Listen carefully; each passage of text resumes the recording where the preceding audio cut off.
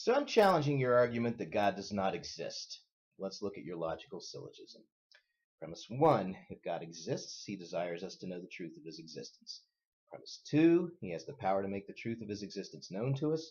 Premise three, given the first two premises, we should know the truth of God's existence. Premise four, we don't know the truth of God's existence. Conclusion, therefore God does not exist. I think I got that right. So I don't have a problem with your first two premises. So let's jump into premise three. Given the first two premises, we should know the truth of God's existence. We should know. This points to a very clear obligation on our end to receive and acknowledge truth that's been revealed.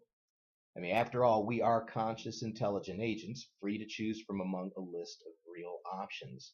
We can accept truth, we can ignore truth. We can rationalize away or at least resist truth that we find uncomfortable. We can choose to believe something that we really want to be true, regardless of what the evidence tells us. And history gives us plenty of examples of all of these types of choices. So, yeah, we should know. But because we are conscious, intelligent agents who are free to choose from among a list of real options, whether we know or not is not necessarily a function of what has been revealed. Therefore, premise four, we don't know the truth of God's existence. Well, you don't know. But I and billions of others do know. And we know because God has revealed himself. We've received the revelation, premise two, premise three, and then premise four. Therefore, God exists. And because there are billions of us, then it raises a very legitimate question. Has there been a revelation of truth that many have received and some, like yourself, have not? You see, your premises really don't take us anywhere. Certainly not to therefore God does not exist. All they really do is beg the one question that demands to be addressed by the very structure of your own argument. Has God revealed himself? But your argument doesn't address it. So we're going to address it now. Because God has revealed himself in many ways. And a good place to start is the Epistle to the Romans, where it's written, what can be known about God is manifest in men because God has revealed it to them. Because since the creation of the world, his invisible attributes are clearly seen, being understood by the things that have been made. Well, what things?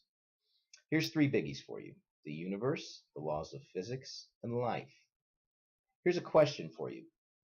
If matter is all there ever existed, aimless, inanimate matter, why should it ever behave? Yet we live in a universe that manifests purpose because matter is governed by precise physical laws, many precise physical laws, and each of these physical laws constrains matter to behave to one single clear purpose, a life-permitting universe. And it's the same for all of the physical laws. Now, if matter is all that ever existed, then it necessarily follows that the precise, purposeful laws that govern matter must have arisen out of matter. So here's my next question for you. What property of matter, aimless, inanimate matter, should give rise to the precise, purposeful laws that govern matter? And the answer is, of course, there is no such property. You know, Einstein understood this when he said that the most incomprehensible thing about the universe is that the universe is comprehensible. Matter cannot explain or account for the precise, purposeful laws that govern matter. The laws of physics transcend matter. They require a transcendent explanation. Now, this is big, but it's not all. The initial conditions of the universe, many physical constants, many unique local conditions, all of these different separate individual phenomena, each one of them is incredibly fine-tuned, and each one to the exact same single clear purpose. And as we're learning, a life-permitting universe requires every bit of this fine-tuning. Our universe is saturated with purpose. It really defies reason to look at all this purpose and to conclude anything other than purpose. But hey, we are conscious, intelligent agents, free to choose from among a list of real options. And for those of us who hold a certain world view, to conclude purpose is a really uncomfortable choice because purpose does not exist apart from agency. It's just that if we conclude anything other than purpose, we're choosing to believe something other than that which has been clearly revealed. But even given all that purpose, even given a life permitting universe, there's absolutely no reason that life should ever arise out of inanimate matter. Why? Because life is programmed. We didn't know this until recently, but we do know it now. The prescriptive information required to build even the simplest single cell organism that we know of, the storage, the processing, the execution of the instructions, is far more advanced than any programming protocols we've been able to master by many orders of magnitude.